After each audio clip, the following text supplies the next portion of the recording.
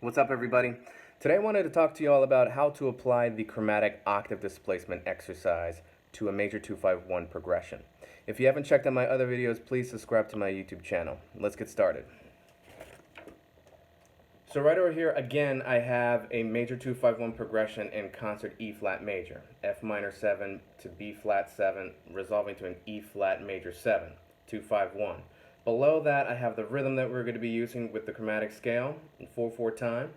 And then below that, I have the chromatic scale, starting on concert E flat, going all the way up, ascending. Notice how for this measure, it's quarter notes, second measure, quarter notes, third measure, quarter notes, and then the last measure is a whole note, okay? Some things to consider when we're using the chromatic scale is how we start the scale and how we end the scale. Notice we're starting on E flat, which is the flat 7, okay, of this F minor 7.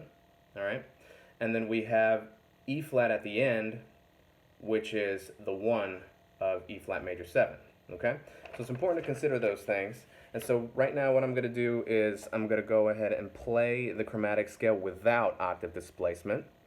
And then the second time around I'll play with octave displacement so you can hear the effect it has. Okay, so here we go. Without first.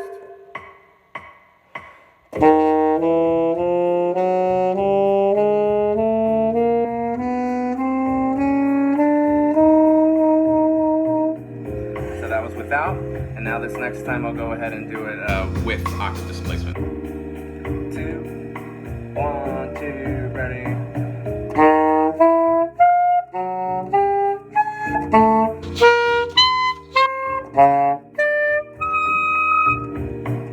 Alright, so it has a cool effect right there.